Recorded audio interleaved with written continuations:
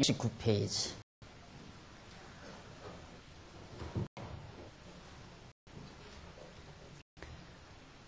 레위기 27장 1절.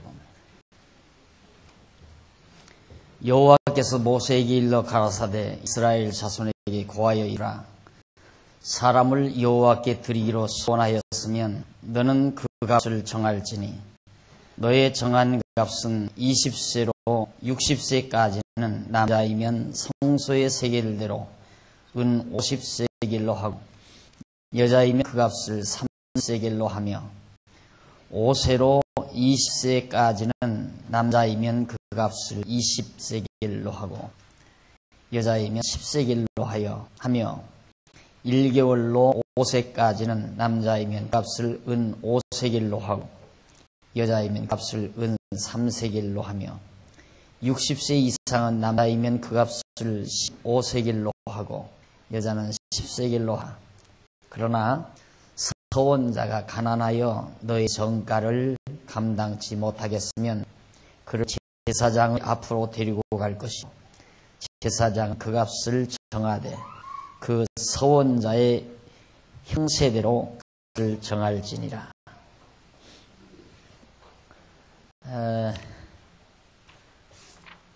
지금 우리가 살펴가는 내용은 지금 상당히 긴 내용입니다. 긴 내용인데 그 내용이란 지금 각종 성별 규례를 우리가 지금 살피고 있는 거거든요. 각종 하나님 앞에서 우리가 거룩하게 구비해서 사는 규례. 지금 어디서부터 시작이 됐느냐면 제사 규례의 서토 해가지고 640페이지 거기서 10장까지 계속이 되고요. 그 다음 그 1장에서부터 한번 좀 보십시오. 11장에서부터 27장까지 668페이지 668페이지 거기 중간에 보면 한쪽 가로 5번 나오죠. 거기 성화 규례의 선포입니다. 이 부분이 우리 신앙생활에서 실제로 아주 중요한 까닭은 믿는 사람이 누구나가 다 거룩하게 살고자 하는 그런 생각은 기본적으로 다 가지고 있는 줄 압니다. 그런데 바로 이 진리는 지금 이 성화 규례의 진리는 바로 이 거룩하게 사는 진정한 방법을 우리에게 잘 제시해 주는 내용이기 때문에 우리 신앙생활과 아주 밀접한 관계를 가지고 있다. 그러나 알고 보면 그렇게 복잡한 게 아니고 결국 여호와 하나님 잊어버리지 않고 기억해서 살게 한 것이 바로 이 성화 규례였다는 것을 간단하게 정리할 수가 있습니다. 따라서 우리가 그렇게 산다는 것은 여호와 하나님이 잊어버리지 않고 사는 것, 그것이 바로 거룩하게 사는 방법인데 여호와 하나님을 잊지 않고 사는 방법 중에 가장 중요한 것이 바로 우리들의 삶의 문화라는 것입니다. 우리는 왜 이렇게 살아야 되는가? 안 믿는 사람들은 저렇게 사는데 우리는 왜 이렇게 살아야 되는가? 안 믿지 아니하는 사람들은 어떻게 살아가는데 우리 예수 믿는 사람들은 어떻게 산다? 이 삶의 방법이 문화가 달라져야 된다는 얘기죠. 쉽게 말하면 믿지 않는 사람들의 삶의 문화와 우리 믿는 사람들의 삶의 문화가 같다면 여호와 하나님이 잊어버리기가 쉽죠. 그러나 삶의 문화가 달라지면 여호와 하나님이 잊어버릴 수가 없나요? 예를 들어 지금 이 순간에도 우리가 이게 하나의 문화란 말입니다. 화요일날 소위 성도대회라는 걸 마련을 해서 믿지 아니하는 사람들은 지금 이 시간 뭘 하는지 알 수가 없잖아요.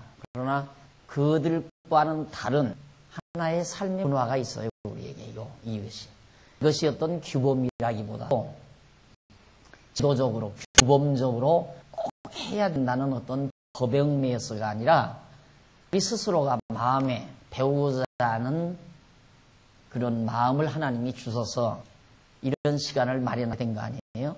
그래서 우리가 이렇게 이런 문화를 만들어 가는 거란 말이다.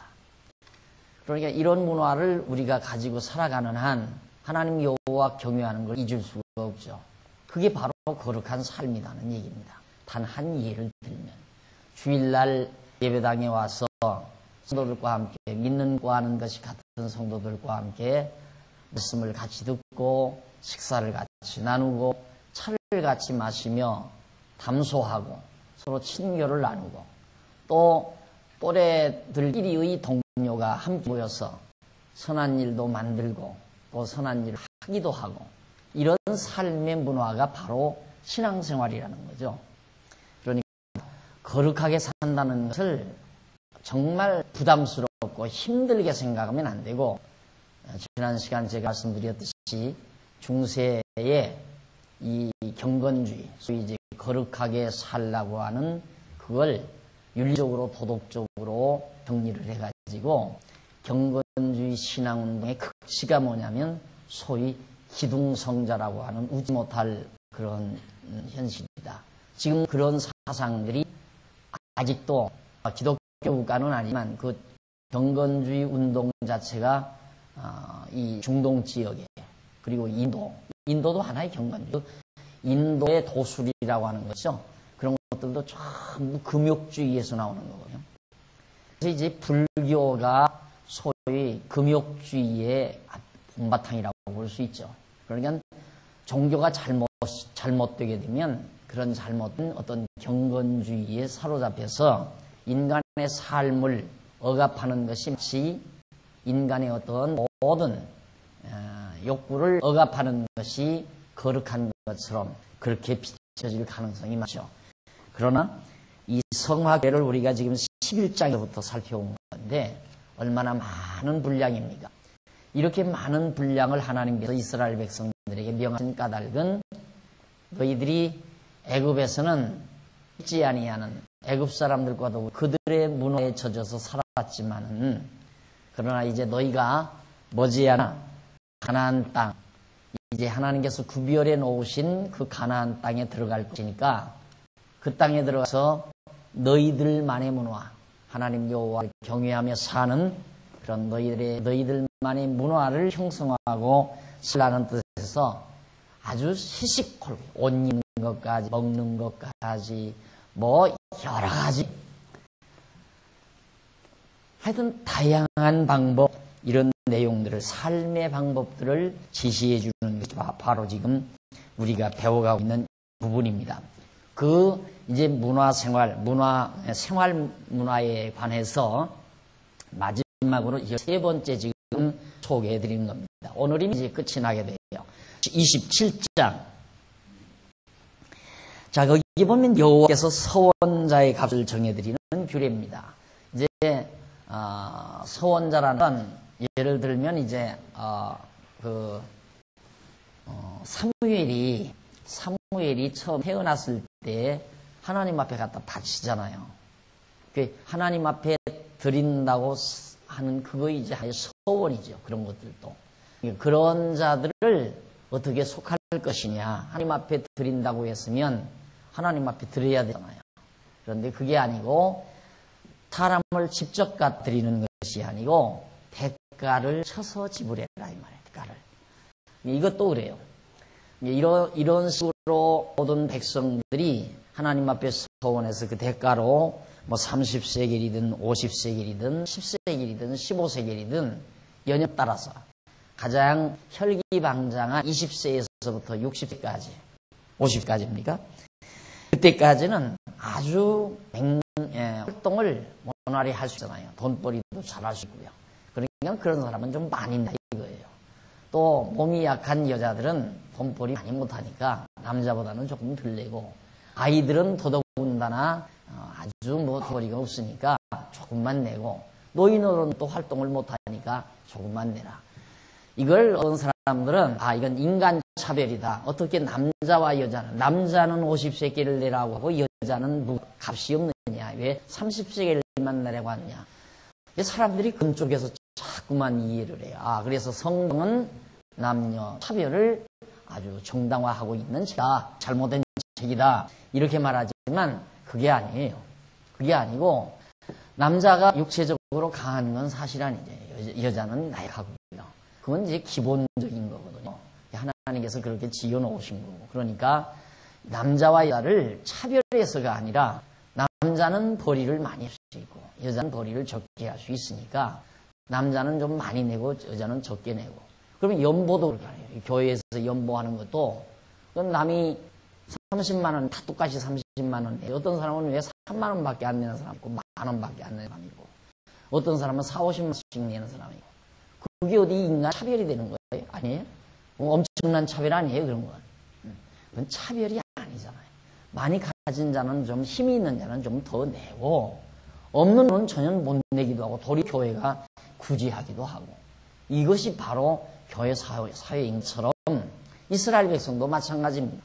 힘 있는 자는 좀 더 내고 힘없는 나약한 사람은 좀 적게 내고 그런 의미에서 바로 이 속죄전에 대해서 정해놓은 것이지 인간을 기본적으로 차별해서 그렇게 정한 건 절대 아니라는 말입니다. 그래서 이제 그걸 받아가지고 사실 성전을 유지하고 여호와의 이름을 두신 성전을 유지하기도 하고 거기서 일하는 제사장들이 생활해가기도 하고 그래야 이스라엘 백성은 하나님 여호와를 안 잊어버리니까요. 어차피 인간은 종교라는 게 있어야 되는데 이스라엘 백성에게 여호와 하나님을 경외하는 이 정말 특별한 하나님 경외하는 종교였었는데 그것이 잘 진행이 돼야 인간이 이 땅에서 정말 하나님의 언약대로 살아갈 수 있단 말입니다. 만약에 그 종교가 아니면 이스라엘 백성들은 반드시 이방 종교를 끌어오게 돼 있어요. 종교 없이는 못 사니까 인간이. 그런데 요즘에 인간들이 자기는 종교가 없다고 생각하거든요. 종교가 왜 없어요? 다 종교가 있어요. 자기가 자기를 믿어도 그게 종교예요. 자기가 자기를 믿어. 이게 자기가 자기를 믿는 사람처럼 가장 미련한 사람이 없거든요. 나는 나를 믿고 산다. 자기를 어떻게 믿어? 자기가 자기를 믿을 만한 죄가 못 되거든요. 이게 착각하니까 자기가 대단한 존재인 것처럼 착각하니까 자기를 믿지 어떻게 자기가 내가 나를 믿고 살 수 있어요. 자기를 믿고 살 수 있다면 혼자 살 수 있죠. 그러나 혼자는 당장 고독에서 못 살고 죽어요 나중에. 고독에서. 혼자 믿고 자기를 믿고 살 수 있는 혼자라도 얼마든지 살 수 있죠. 세상에서. 그럼 못 사는 게 인간 혼자는 못 사는 거예요. 그러니까 자기를 믿고 사는 사람이 제일 어리석은 사람이고 그 다음보다 조금 나은 사람이 누구냐면 돈을 믿고 사는 사람. 혹은 자기를 믿고 사는 사람보다는 나아요. 그것도 중심이죠. 돈을 믿고 사는 사람이고 제대로 못된 사람이야. 돈이 믿을 만한 게 못 되잖아요. 그렇지만 돈을 믿는단 말입니다. 뭐 돈만 믿는 게 아니라 자기의 어떤 실력 있는 뭐 큰아버지를 믿는다거나 권력을 가진 작은아버지를 믿는다거나 집안 어른을 믿는다거나 뭔가 하나를 인간 의지하고 산단 말입니다. 그게 하나의 종교심을 충족하는 인간의 본능이거든요. 그러니까 인간은 종교를 반드시 가져야 되기 때문에 이스라엘 백성들이 여호와 하나님을 경외하는 신앙이 없다면 그런 종교가 없다면 반드시 이방 종교를 끌어오게 되어 있다 말입니다. 그래서 하나님께서는 이스라엘 백성들에게 여호와 하나님을 경외하는 참 종교, 바른 신을 섬길 수 있는 이 종교를 그들이 유지하기 위해서는 예루살렘 성전이 장차 유지돼야 되고 아직은 성전 지어지지 않았죠. 그러니까 이제 장차 예루살렘에 가서 가나안 땅 들어가 가지고 거기 가서 이제 여호와 하나님을 경외하고 성전을 짓고 제사를 드리고 이렇게 살도록 그들의 새로운 문화를 하나님께서 이루게 해주시려는 거거든요. 그걸 유지하기 위해서는 이렇게 서원한 자들이 각각 돈이지요. 각 은 3겔들을 50세겔, 30세겔, 20세겔, 10세겔, 15세겔, 10세겔 이런 등등 각각 연령차 따라서 또 남 성별 따라서 그렇게 내도록 하나님께서 섭리하신 것이다 하는 얘기입니다. 그 다음 이제 27장 넘어가서 70페이지 넘어가서 27장 9절로 13절에 보면 생축 소원물로 값을 정하여 드리는 규례를 명합니다. 사람이 예물로 여호와께 드리는 것이 생축이면 그 축이란 말 생축이면 소원물로 여호와께 드릴 때는 다 거룩하니 그것을 변기하여 우열간 바꾸지 못할 것이요. 내가 이걸 하나님께 드리겠다 하고 제물을 선정해 놨으면 선정에 딱 놨는데 이게 너무너무 체격도 이 생축이 또 번식도 잘할 것 같고 몸도 건강하단 말입니다. 그런데 저쪽에 소원하지 않은 제물로 드리려고 아주 전에 정해놓지 않은 가축은 병들고 눈이 하나 멀었어요. 그러니까 뭐 아무거나 하나 드려도 되지 하고 그걸 갖다가 드리면 안 된다 이거예요. 하나님 앞에 일단 소원물로 드리기로 한 걸 드려라 하는 얘기고요. 만약에 그걸 안 드리려면 그걸 속하라는 얘기죠. 그래서 우열 바꾸지 못할 것이요. 만약에 혹 생축 바꾸면 둘 다 그렇다. 둘 다 바치 한다 이 말이죠. 부정하여 여호와께 예물로 드리지 못할 생축이면 그 생축을 제사장 앞으로 끌어갈 것이요. 제사장은 우열간에 정가할지니 그 값이 제사장의 정한 대로 될 것이며 그가 그것을 물으려면 정가의 그 5분의 1을 더할지라 하는 얘기예요. 그러니까 마침 이제 제물로 정연하는데 제물로 드리기로 했는데 그게 다리가 전다. 안 그러면 눈이 하나 멀었다 했을 때에는 그걸 제물로 못 드리는 거예요. 그래서 그걸 가지고 제사장이 가면 제사장이 이 값은 얼마다. 예를 들어서 이 값은 5만 원이다 하면 5분의 1 만 원을 더 얹어서 여기다 내면 된단 말이죠. 그래서 만 원 5분의 1을 더해라 하는 얘기입니다.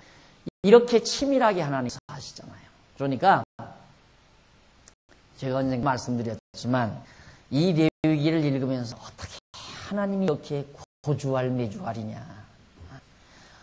정말 잔소리 많이 하시는 시어머니 또 잔소리 많이 하는 시아버지처럼 그냥 아침부터 저녁까지 잔소리 하잖아요. 잔소리 많이 하는 분.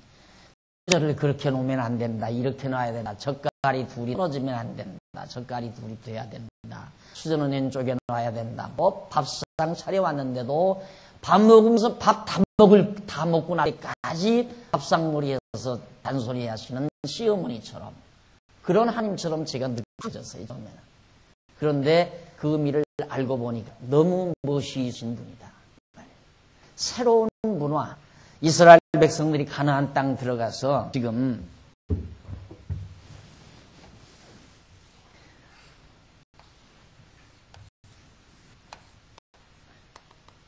애굽이고 지금 가나안 땅 여기 들어갈 거 아니에요. 여기 들어가서 살 거란 말이에요. 그 이스라엘 백성들은 여기와 시내산에 와 있어요. 지금 이 레위기 지금 하나님께서 모세를 통해서 시내산에서 불로 앉혀놓고 백성으로 앉혀놓고 모세에게 자세하게 다 가르쳐주는 내용이거든요. 이 땅에 가서 그렇게 살아라. 여기서는 그렇게 안 살아요. 전혀. 그러니까 어쨌든 가나안 땅 들어가서 이스라엘 백성과 하여금 새로운 문화를 형성해서 살면서 하나님 여호와를 경외하고 살게 하시는 건데 이렇게 자세히 안 가르치면 되겠어요. 자세하게 가르쳐야죠.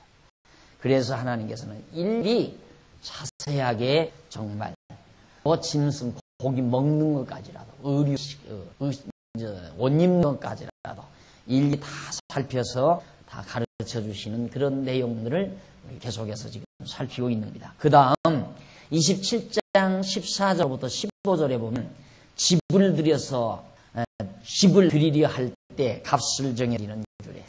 집을 하나님 앞에 드리려고 할 때 그걸 값을 정해서 드리는 규례. 혹시 가진 것이 없으니까 집을 갖다 드리려고 할 수 있을 거 아니에요. 그것도 사람이 자기 집을 구별하여 여호와께 드리려면 이 여호와께 드리면 제사장이 살게 되는 거거든요. 제사장이 그 우열간에 정가할지니 그 값이 제사장의 정한 대로 될 것이며 그 사람이 자기 집을 물으려면 정가한 돈의 그 5분의 1을 더할지니 그리하면 자기 소유가 되리라 하는 얘기입니다. 그러니까 하나님 앞에 드린다고 했다가 그걸 다시 안 드리려면은 제사장이 야, 이 집은 500만 원이다. 그러면 500만 원에다가 5분의 1, 100만 원을 더해서 물으면 다시 600만 원만 내면 그 집은 도로 다시 자기 집이 된다. 그런 얘기입니다. 그래서 이런 대목들을 소위 이제 교사들이 읽고 뭐라고 그러냐면 하나님 앞 한번 바치기로 약속한 것은 그건 틀림없이 바쳐야 한다. 안 바치면 벌 받는다. 이거 봐라. 꼭 바치라고 그러잖아요. 그러니까 이런 부분도 자 그런 측면에서 보는 거죠. 하나님께서 왜 모세를 통해서 이런 말씀을 하셨을까? 이런 규례를 주신 하나님의 근본 의도가 무엇인가를 살펴서 그걸 바라봐야 정확하게 보이는데 항상 어떻게 하면 돈을 좀 많이 내게 하나 이런 생각 가지고 성경을 봐보니까 이거 봐라. 이 아무 집사가 건축연보할 때 집 갖다 바친다고 얘기해놓고 여직 안 바치고 있지. 오늘 주일은 설교 제목이 이 부분이다. 이런 얘기죠. 봐라. 집을 한번 바친다고 했으면 반드시 이건 바쳐야 된다. 이런 식의 강의를, 설교를 해나가는 것이 대부분의 설교 패턴이에요. 우리처럼 이렇게 성경을 전체적으로 조감을 해서 하나님께서 무엇 때문에 이 시내산에서 이스라엘 백성들로 하여금 앞으로 이 가나안 땅 들어가서 살 때 지켜야 될 각종 규례들을 왜 명하시는가. 그걸 정확하게 살펴서 그 방향으로 접근해가지고 그 내용을 살펴야 하나님께서 그 말씀을 주신 본디의 의미를 파악하셨잖아요. 이것은 하나님이 무슨 집값을 받아자시려고 그러는 게 아니라 이스라엘 백성들이 가서 살다 보면 하나님 경외하며 살 때 이렇게 자기가 속죄전을 내야 되고 또 하나님 앞에 헌물 드리겠고 서약도 했다가 사정 따라서 또 못 드릴 경우가 있잖아요. 그럴 경우에 그렇게 정리해라. 그런 의미로 지금 말씀하는 거거든요. 그 다음 이제 만약에 이걸 제물로 우리가 생각을 한다면 우리의 입장에서는 이미 우리는 예수 그리스도가 온전한 것으로 다 지불하셨어요. 이제. 모든 것 다 우리의 죄값도 지불하는 속죄 제물이 되셨고요. 우리의 헌신을 지불하는, 헌신하겠다는 서원을 지불하는, 서원의 대가를 지불하는 속죄전도, 속죄전이죠. 서원을 한 것을 갖다가 드는 그런 값을, 대신 그 값을 예수님께서 지불해 주신. 그러니까 우리는 사실상 이제 대가를 지불할 것이 하나도 없어요. 전혀 없어요. 재물도 드릴 것도 없고 대가도 지불할 게 없어요. 우리는 다만 지금은 이제 연보 생활이라고 내가 그러잖아요. 연보. 지금은 연보지 거의 재물로 드리는 것도 아니고 내 서원물을, 내가 서원한 것을 대신 지불하기 위해서 그러는 것 아니다 이 말입니다. 연보란 바로 우리가 이 땅 위에서 교회 생활을 하기 위하여 우리가 서로가 사랑의 짐을 지는 것, 가진 자는 조금 더 내고 없는 자는 적게 내서 아름다운 우리의 생활 문화를, 그리스도 안에서 아름다운 삶의 문화를 만들어가며 사는 것, 그걸 위한 하나의 연보라 말입니다. 그것이 무슨 내 죄를 속하는 재물이 된다거나 내가 서원한 것을 대신 갚아주는 대가가 된다는 것 전혀 아니라 이 말이에요. 그건 예수님이 온전한 것으로 다 지불해버렸어. 그러니까 이거 다 이루어진 거예요. 사실 우리에게 있어서. 그러니까 우리는 이제 그리스도 안에서 살기만 하면 돼. 예수님께서 다 이 모든 규례를 지키셔서 완벽하게 이루셨기 때문에 우리는 이제 그리스도 안에서 서로 사랑하며 사는 삶의 문화를 통해서 우리가 거룩한 백성으로 지칭이 된다는 말입니다. 그 다음 이제 27장 16절로 25절을 보면 밭을 드려야 할 때도 값을 정해서 드리는 같은 맥락입니다. 그 다음 넘어가서 772페이지 27장 26절로 27절까지 보면 부정한 짐승일 경우 정가하여 드리는 규례. 역시 짐승을 하나님 앞에 오직 생추 첫 새끼는 여호와께 돌릴 첫 새끼라 그랬잖아요. 첫 새끼.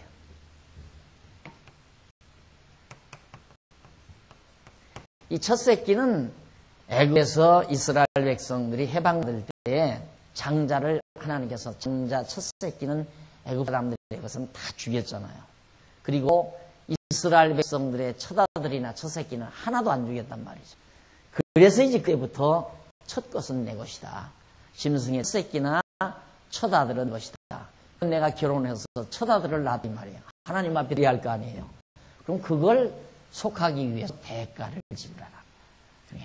아기일 때에는 아까 말씀드린 대로 남자면 15세겔인가요? 20세겔인가? 15세겔인가 되고 여자는 10세겔만 내면 되는 거고. 이 짐승도 마찬가지. 소나 양이나 염소이시 첫 새끼가 나면 그 하나님 거기 때문에 그걸 하나님 앞에 드리든가 그렇지 않으면 이제 속전을 내든가 하는 건데, 만약에 그 첫 새끼가 만약에 병들어서 부정한 것일 경우에 그건 짐승으로 드리지 말고 대가 지불하라 이 말이에요. 그 다음에 27장 28절로 29절 여호와께 아주 바친 것은 팔거나 속하지 못한다. 여호와께 아주 바친 것은 절대 팔거나 속하지 못한다. 아까도 말씀드린 바는 그거죠. 하나님 앞에 일단 바치기로 했으면 절대 그건 다른 그렇게 쓰면 안 된다. 이런 얘기죠. 자, 그런데 이제 오늘 아까도 말씀드렸지만 오늘 우리는 다 부정해서 하나님 앞에 바쳐질 재물이 못 돼요. 그렇잖아요. 우리는 다 부정하고 더러워서 하나님 앞에 바쳐질 재물이 못 된단 말입니다. 그래서 예수님이 드려진 거 아니에요. 온전한 재물로. 그러니까 이런 모든 규례는 이 당시에 구약시대 사람들에게 주어진 것인데 오늘을 사는 우리에게는 그것이 어떤 의미가 있는가? 그 의미는 바로 우리 자신은 다 불결하고 부정하고 더러운 재물들이기 때문에 하나님께서 받을 수가 없죠. 그래서 흠과 티가 없으신 예수님께서 오셔서 우리를 대신해서 다 대가 지불하셨기 때문에 이제는 온전히 우리는 하나님의 소유가 된 거예요. 바쳐진 것. 우리 대신 그리스도가 받으심으로. 그 다음 이제 30절로 33절 땅의 10분의 1은 무엇이나 바꾸면 속하지 못한다. 자, 그러면 이 맥락에서 봅시다. 첫 새끼도 마찬가지고요. 그 다음 큰아들, 첫 아들도 마찬가지고. 그 다음 이제 모든 서원물도 마찬가지. 다 바치는데 곡식, 열매, 그러니까 소득의 열매죠. 이 열매의 10분의 1을 갖다. 이게 이제 11조 아니에요? 11조. 10분의 1은 무엇이나 바꾸면 속지 못한다. 땅의 10분의 1, 곧 땅의 곡식이나 나무의 과실이나 그 10분의 1은 여호와의 신이 여호와의 성물이라. 열매뿐만 아니라 모든 소득이 짐승도 마찬가지고. 사람이 그 10분의 1을 속하려면 그것에 그 5분의 1을 더할 것이요. 소나 양의 10분의 1은 막대기 아래로 통과하는 것의 열째마다 여호와의 거룩한 것이 되리니 그 우열을 교개하거나 바꾸거나 하지 말라. 바꾸면 둘 다 거룩하리니 속하지 못하리라. 자, 열매는 처음 익은 건 다 첫 새끼가 하나님의 것이듯이 하나님께 드릴 것이듯이 첫 열매도 마찬가지고. 그래서 이제 이 첫 새끼만 드리는 게 아니라 짐승은 또 새끼를 10마리 낳았으면 10마리 중에 하나. 자기가 양이 100마리면 100마리 중에 10마리는 하나님께 드려야 된다. 그럼 그걸 드리는 방법을 어떻게 드리는가? 나무를 이렇게 이제 놓고, 그리고는 이 나무를 이렇게 들고 이 나무 밑으로 통과하게 해요. 짐승을. 그래서 1마리, 2마리, 3마리 이렇게 통과하다가 10마리째 가는 건 무조건 그걸 하나님께 드려야 될 거예요. 그런 식으로. 그런데 하필이면 10마리째 되는 짐승이 너무너무 건강하고 잘생기고 번식도 잘하게 생겼단 말입니다. 얼마나 아까워요. 그런데 9마리째 간 건 비리비리하고 눈이 온 거예요. 바꾸고 싶은 거 아니에요? 사람이란 인간의 심정을 하나님이 너무너무 잘 아는 거예요. 그러니까 결국 이제 왜 그렇게 하시는가 하나님께서 사람이 하나를 용납하면 자꾸 용납해서 나중에는 완전히 변질이 버리게 돼요. 그럼 보십시다. 한 가상을 해봐요. 만약에 하나님께서 이렇게 짐승을 10분의 1을 드리기 위해서 짐승을 고를 때 10마리는 무조건 하나님 앞에 드리는데 잘생겨서도 드려야 되고 못생겨서도 드려야 되는데 못생겼거나 병신은 반드시 돈으로 속해라. 5분의 1을 더해라 이 말이죠. 돈으로 환산해서 병신이나 잘못된 거니까. 그러나 건강하고 끝한 건 하나님 앞에 반드시 드려라. 이렇게 철저히 해놓지 아니하면 자 아버지 때는 잘 살아다가 아버지가 아버지 때 가만히 보니까 야 아깝단 말입니다. 아이 뭐 바꾸자. 그래가지고 눈먼 걸 하나 바꿔 드렸어요. 그러니까 아들놈이 가만히 보고 보니까 아 좋은 거 내놓고 눈먼 놈은 갖다 드라. 그걸 보았을 거 아니에요. 그러니까 저놈은 아버지 세상 뜬 다음에 아들놈은 가만히 보니까 무조건 바꾸는 건 이제 기본이야. 안 그래? 바꾸는 건 기본되다가 보니까 이거 눈먼 것도 저것도 새끼를 치면 괜찮은데 그러니까 완전히 새끼 못 낳는 거. 이 정말 쓸모없는 것 갖다 이렇게 드리게 된다. 이게. 그러다 보니까 손자 때 가서는 쓸모없는 거 가만히 보니까 저건 잡아먹을 수 있는 거거든요. 차라리 저건 내가 잡아먹고 그냥 산에 가서 짐승 한 마리 잡아 아무는 짐승이나 한 마리 잡아다가 그냥 드리자. 그렇게 되면 이방 사람들처럼 개도 드릴 수 있고 뭐 소도 드릴 수 있고 토끼도 잡아드릴 수 있고 너구리도 잡아드릴 수 있고 아무런 짐승이나 그렇게 되면 완전히 이방 종교와 섞어져 버리고 만다. 그러니까 하나님께서 여호와를 절대 잊어버리지 않고 꼭 기억하고 살게 하느냐. 아버지 그 좋은 건 내놓고 병신가 드리면 안 돼요? 아들놈이 그래도 이놈 안 된다. 왜 안 돼요? 이놈아 이렇다. 이렇게 우리가 나올 때 우리 여호와 하나님께서 여기서 이렇게 말씀하셔서 우리 이 땅에 와서 살게 된 것이 그렇게 된 거야. 그리고 역사 교육을 쫙 시켜가지고 절대로 애굽 땅 종됐던 집에서 인도하여 내신 여호와 하나님을 잊지 않고 대대손손 하나님 여호와 경외하고 살게 하시려는 것이 바로 이 규례의 진정한 목적이라고 말해요. 그런데 오늘날에 와서 그러면 11조는 안 드렸어요? 그건 다 하나님 대신 다 다른 건 다 하나님이 예수 그리스도가 우리를 대신해서 다 드렸는데 하필 이 11조 규례만 하나님이 예수님께서 청사를 안 했느냐 이 말이죠. 내가 이 얘기를 했다가 지금 이런 이야기를 몇 년 전이 지금부터 한 20여 년 전, 20년 좀 넘었네요. 20년 전에 했다가 7년 동안 싸우느라고 총리하고 싸우느라고 해먹었어요. 날들어 이단이라고 그래요. 20년에 그 말을 했으니 날들어 이단이라고 그러죠. 11조 안 해도 된다. 11조는 예수 그리스도가 다 우리를 대신해서 다 드려지실 것에 대한 모형과 그림자다. 이 말을 놓으니까 지금 한참 한국에는 11조 가지고 한지미를 보는 판이거든요. 11조 내야 복 받는다 그러니까 그때만 해도 한참 막 경제 개발이 돼서 모두가 자꾸 부자가 되잖아요. 그러니까 돈에 관심이 많고 하는데 관심이 많던 시대에 어떻게 해야 부자가 되느냐? 11조 내면 부자가 된다.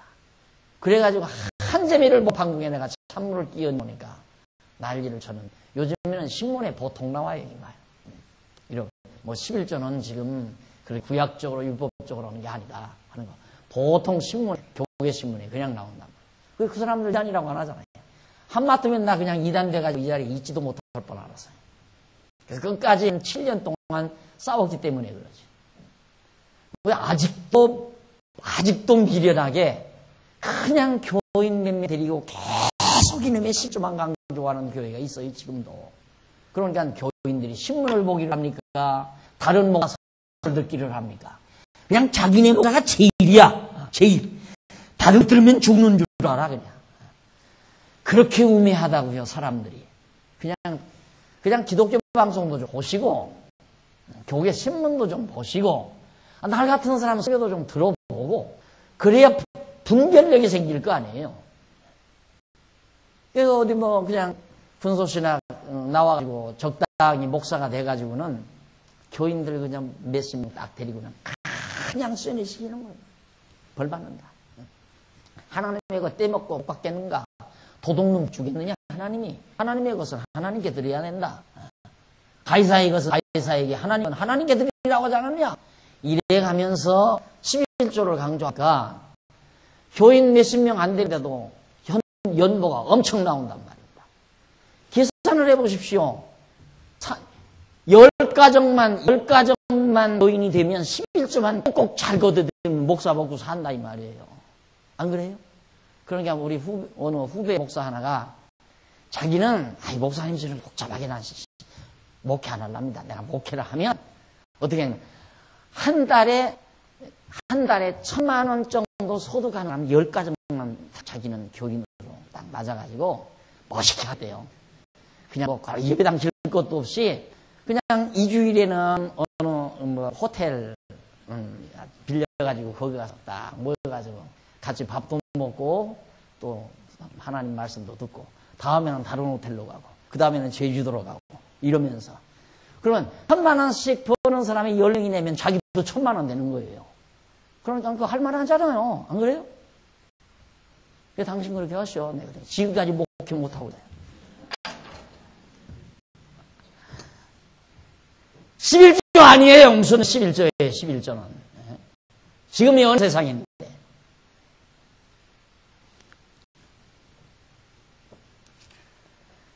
하나님께서 이런 규례들 주신 것은 구약 시대에 이스라엘 백성들로 하여금 이렇게 하나님 여호와 잊지 않고 살게 하려는 거기 때문에 오늘 우리는 하나님 여호와를 잊어버리지 아니하는 유일한 방법이라면 예수를 그리스도로 믿는 거란 말이다. 그러면 다 끝나는 거예요. 예수를 그리스도로 믿는다는 말은 예수가 마리아에서 출생하신 그 인간 예수가 이 모든 신의 산에서 하나님께서 명하신 이 모든 규례를 완벽하게 온전한 것으로 이루어진 자다. 그걸 믿는 거라 그 말이에요. 그게 그리스도로 믿는 거야. 메시아로 믿는 것이다. 그리고 우리는 예수를 그리스도로 믿는 것으로 하나님 여호와를 잊지 않고 기억하는 것이 유일한 방법이에요. 얼마나 간단해져 버렸어요. 얼마나. 믿는 것도 무슨 가서 뭐 이렇게 절하라, 무슨 엎드려 절하라, 일어나 절하라, 이런 것도 없어요, 성경에. 마음으로 믿고 입으로 시인하면 돼요.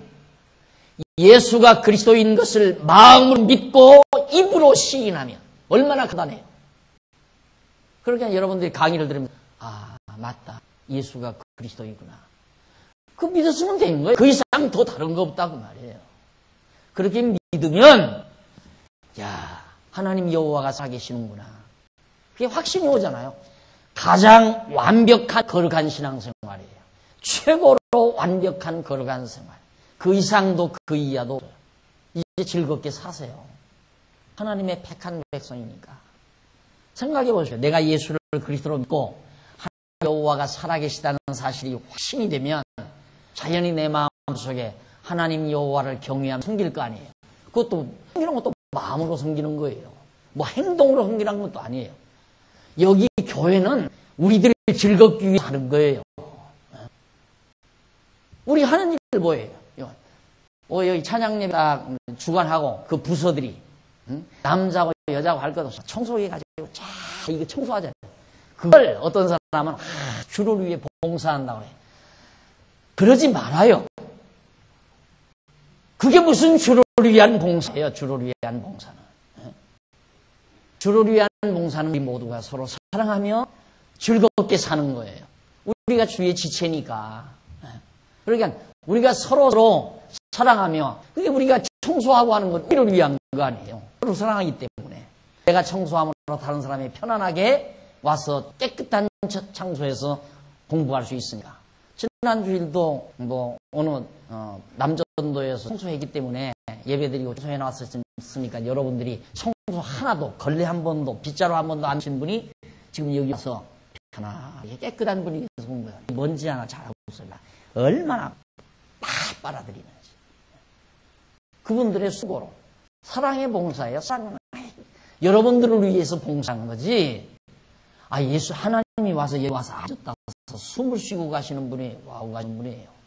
무슨 하나님을 위한 봉사예요. 연보내는 것도 다 마찬가지예요. 우리가 연보내서 정글 쓰고 다 에어컨 두르고 또 우리 서로 그것으로 경비 써서 이 모든 교회 운영하면서 새로 오신 성도들을 말씀으로 양육하고 그러면서 살아가는 거죠. 이제는 하나님 앞에 드리는 제물이라든가 이런 거 없다 그 말이에요. 없고 이제는 우리들이 전부 예수를 그리스도로 믿고 하나님을 여호와로 알아 경외하며 살기 때문에 모든 일에 여호와 하나님 인정하잖아요. 우리는 내가 건강한 것도 내가 밥 먹고 사는 것도 자녀들을 주시는 것도 그런 거 다 하나님께서 나로 하여금 이렇게 해주셨다고 믿고 사는 우리들이란 말이다. 그 이상 더 완벽한 게 없잖아. 그만하면 거룩하죠. 거룩한 백성 아니에요? 거룩한 백성들이 모여서 아름답게 즐겁게 사는 것이 신앙생활이란 말입니다. 이 신앙생활에서 기쁘고 즐거워야지 만날 와서 징징 울고 욕심 가득히 가지고 주시옵소서라고 고함이나 지르고 뭘 충만 지금도 충만 얼마나 더 충만 어떻게 해야 충만한 건지 알지도 못하고 충만해달라는 거예요. 근데 정확하게 말하면 그들이 말하는 충만은 미치광이 짓 하게 해달라 이거예요. 미치광이 짓. 김볶음을 먹고 막 하고 난리를 치고 나야 저 사람은 은혜 충만히 받았다 그러거든. 그러고 싶어요? 한번 해보세요. 그게 무슨 충만이냐 이 말이에요. 충만은 진정한 충만은 기쁨으로 묘사돼요. 기쁨으로 하나님의 은혜의 감동 하나님의 은혜에 대한 충만함은 우리에게 기쁨과 즐거움의 모습으로 나타난단 말입니다. 그래서 이제 오늘 우리에게 있어서는 예수 그리스도를 통해서 모두 다 완성된 부분이다. 그래서 우리는 예수를 그리스도로 믿기만 하면 된다. 마지막 결론 내립니다. 774페이지 27장 34절 이상은 여호와께서 모세에게 명한 계명이다. 여기서 앞에서 지금 레위기의 모든 내용 다 결론 잡는 거예요. 이상은 여호와께서 시내 산에 이스라엘 자손을 위하여 모세에게 명하신 계명이니라 라고 나오죠. 자, 거기는 조금 읽어보십시다. 본문은 여호와께서 모세로 하여금 이스라엘 자손에게 지금까지 명하신 내용을 통정리하는 내용이다. 여기 이상은 라는 말은 출애굽기 34장까지 거슬러 올라간 내용까지를 지칭하는 것이다. 이 말이 중요한 것은 이 창세기잖아요. 창세기 그 다음 출애굽기 그 다음 레위기란 말이다. 우리가 지금 레위기를 지금 공부하고 있어요. 레위기 현재 우리가 레위기를 끝낸 거거든요. 지금 딱 끝냈어요. 그런데 여기서 이상은 했을 때 우리말 성경에 레위기라는 제목이 붙어 있잖아요. 레위기라는 제목이 딱 붙어 있기 때문에 누구가 보아도 이상이란 말은 여기까지만을 생각할다 이 말이에요. 그게 아니다. 원래 레위기란 말 이런 건 없어요. 이런 거. 이거 없어요. 창세기니 출애굽기니 레위기니 이 제목은 원래 원문에는 없는 거예요. 그러면 여기서 이상이란 말은 어디까지 올라가는가? 출애굽기 34장까지 올라가. 여기서부터 하나님께서 계속 계명을 명인 거니까. 따라서 성경은 이렇게 하나로 연결이 되어 있는 거예요. 쫙 연결이. 한 내용이 하나의 내용. 그러니까 창세기부터 계속해서 흘러내려오잖아요. 계속해서. 그래서 여기서 지금까지 해서 살펴본 그 뒤에 보면 레위기 27장 34장에서 27장 지금 여기까지인데 여호와께서 시내산에서 나타나셔서 이스라엘 자손을 위하여 모세에게 두 번째 시내산 언약을 세우시면서 하신 말씀이기 때문에 출애굽기 34장까지를 거슬러 올라가는 내용을 종결맺는 말씀이다. 이상이라는 말이. 자, 거기서 이제 우리가 좀 보아야 될 부분은 우리가 지금 27장까지 출애굽기 19장에서 27장까지 어디를 보느냐 775페이지 밑에서부터 9제주를 한번 보세요. 총 정리하는 겁니다. 어디서 어디까지? 출애굽기 19장에서부터 27장까지 내용을 일단은 정리를 합니다. 19장에서 27장까지 지금까지 들은 내용이 뭐냐?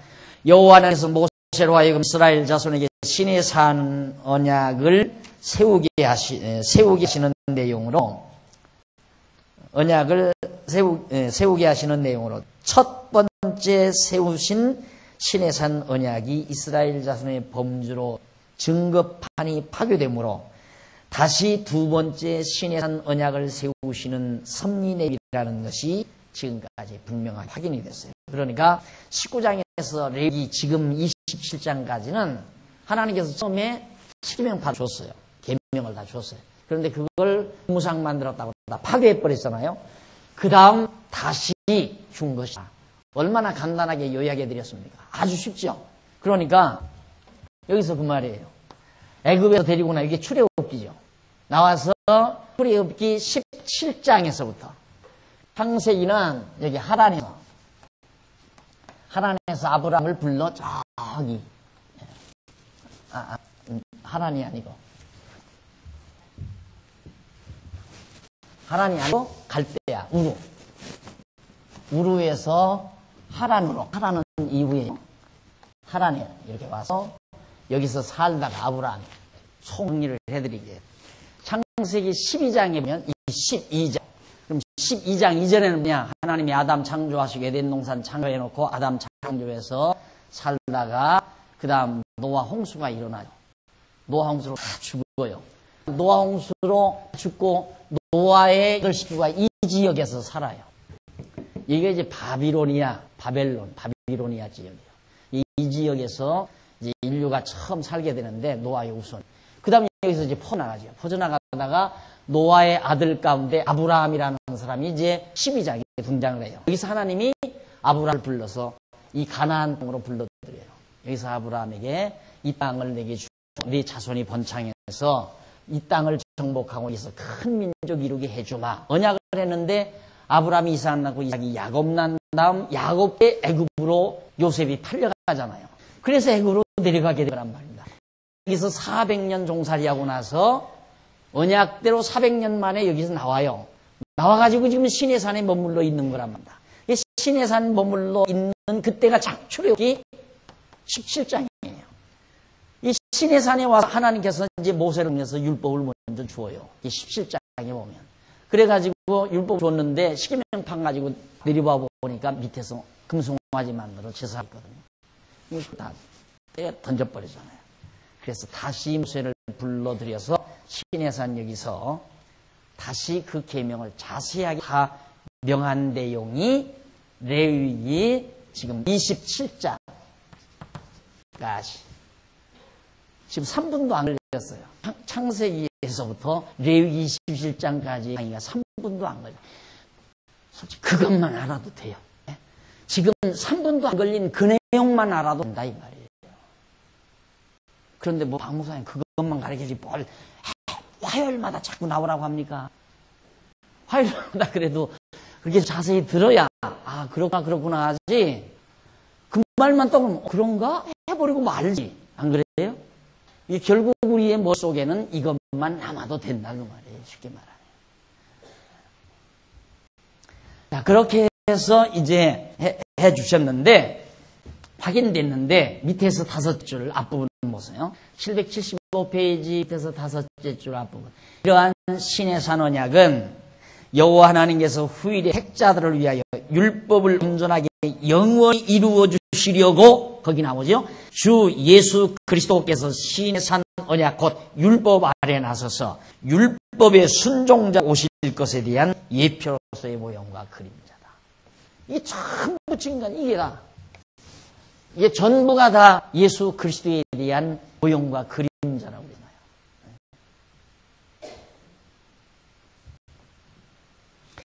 그래서 그러므로 시내산 언약 곧 율법은 여호와 하나님께서 장차 택자들을 위하여 율법의 요구를 온전하게 영원히 이루어 주실 예수 그리스도를 보내어 주실 것을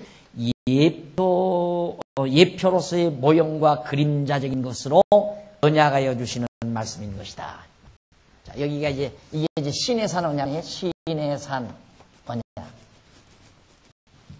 신의 산. 이거 34장이 아니라 이건 7장. 출애굽기 17장부터 이제 27장까지가 전부 신의 산 언약이거든요. 앞서는 34장까지는 모세가 던져서 깨먹었고요. 계명판 깨먹었고. 그래서 다시 주시는 내용이란 말이에요. 그래서 17장에서 27장까지가 전부가 신의 산 언약의 내용인데 이게 바로 뭐냐면 예수 그리스도, 즉 메시아 보내겠다 하는 하나님의 언약의 말씀이다 이 말이에요. 메시아 보내겠다. 예수 그리스도를 이 세상에 보내겠다 하는 하나님의 언약의 말씀이다. 자, 그러면서 그러니까 여호와께서 신의 산에서 모세로 하여 이스라엘 자손의 율법을 명하신 것은 그들로 하여금 그 율법을 지켜 행하게 하려는 것이 근본 목적이 아니라 그 율법의 저주 아래 그리스도를 보내실 것을 언약하시려는 것이 근본적인 목적이다. 이게 굉장히 중요한 말이에요. 지금까지 제가 여기에서 이 말씀을 주는 건 여기 가서 문화라고 하죠. 생활문화. 현대 용어로 제가 썼어요. 문화, 생활문화. 이것이 근본 목적이 아니다 이 말이에요. 이 생활문화를 형성하게 하려는 것이 근본 목적이 아니라 수단이에요. 뭐를 위한 목적? 바로 예수 그리스도를 보내주신다고 하는 이 언약의 목적이지 저건 수단이라 이 말이에요. 언약의 수단. 그러니까 하나님께서 신의 산에서 이 신의 산 언약을 주신 이유는 메시아를 보내겠다고 하는 언약을 목적으로 해서 주신 것이지 여기 가서 이스라엘 백성들 너희들 그렇게 거룩하게 살아라 이걸 목적으로 근본 목적으로 주신 게 아니다. 이건 하나의 메시아 언약에 대한 수단일 뿐이다 이 말이에요.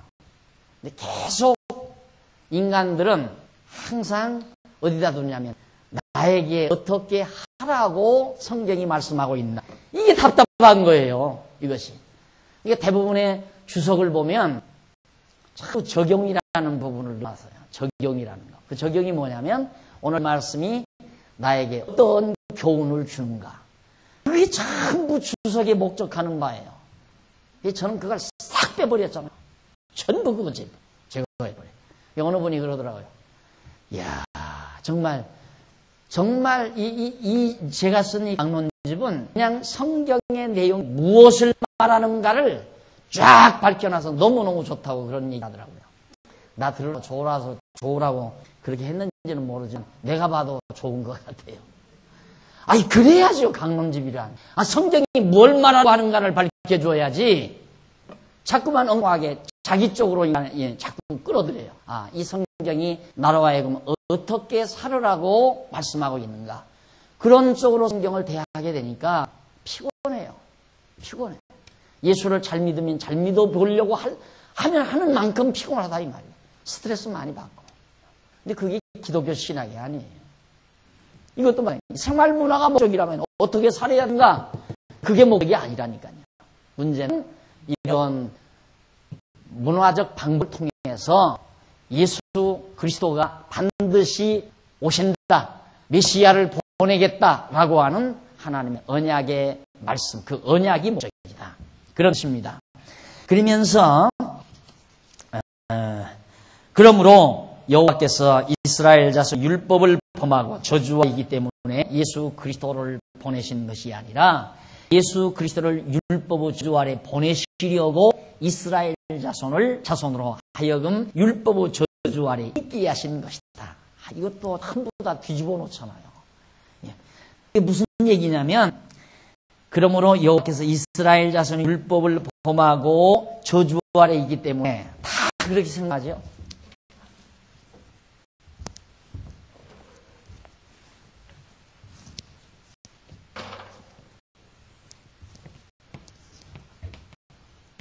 모세 율법이에요.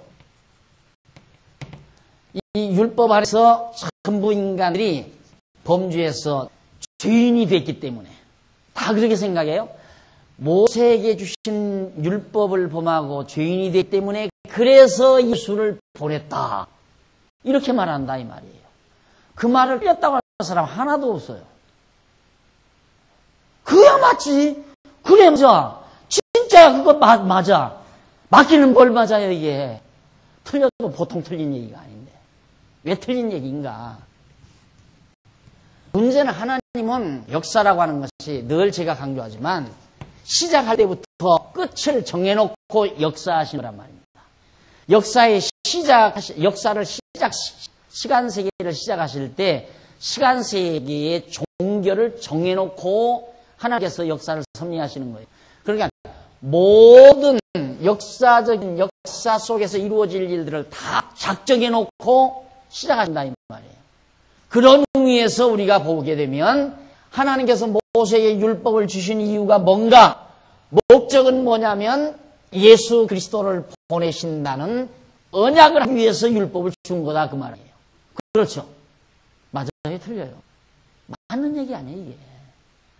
그렇기 때문에 죄인 됐기 때문에 예수를 보낸 게 아니라 율법 아래 모든 인간들이 다 죄인 되게 하신 까닭은 예수 그리스도를 율법 아래 죄인으로 보내기 위해서 율법 아래 모든 사람을 죄인 만든 거다 그 말이에요. 아시겠죠? 어려워요? 어려울 거 없는데 바꾸면 돼요. 바꿔. 이런 시각을 갖지 않으면 성경 몰라요. 성경이 열리지를 않아요. 이 시각을 안 가지게 되면. 되게 그래. 모세에게 하나님께서 율법 주어서 이스라엘 백성들이 율법을 범하니까 전부 죄인이 됐다고 말이에요. 그러니까 할 수 없이 하나님이 그를 세상에 보냈다. 이 얘기거든요. 만약에 그렇다면 감리교가 말하는 신인함 역설이 맞는 얘기예요. 다시 말해서 하나님은 역사를 시작했어요. 시작했는데 인간이 말 안 들으니까 할 수 없이 인간 하는 데 따라서 상황 따라서 하나님은 역사를 진행하려 한 거예요.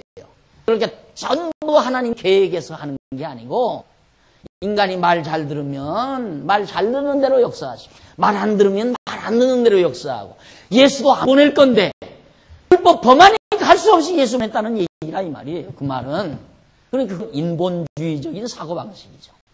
그러나 오늘 여러분들이 성도대학에서 공부하는 내용은 인본주의에 저한 게 아니에요. 철저히 신본주의. 하나님의 창세전의 영원한 작정 계획에 의해서 당신의 뜻대로 전체 역사를 하나의 계획자와 하나님의 계획대로 이끌어 가신다. 그러니까 왜 율법 아래 모세에게 율법을 주어가지고 모든 이스라엘 백성들이 율법 아래서 죄인 되게 했는가? 그 이유는 예수를 율법 아래 죄인으로 오게 하시려고.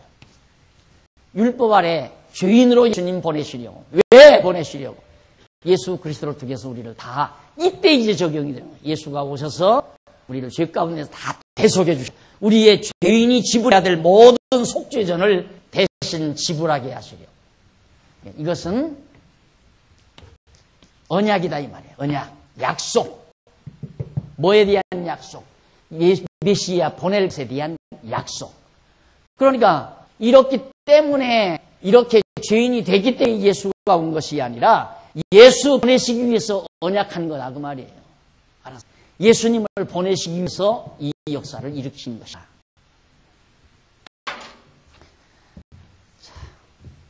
이렇게 해서 아주 멋있게 레위기를 마무리 졌습니다. 이제 다음 시간 우리 이제 민수기로 이제는 출발하셔야죠. 배울 것 다 배웠으니까 슬슬 어느 쪽으로 출발하면 됩니까?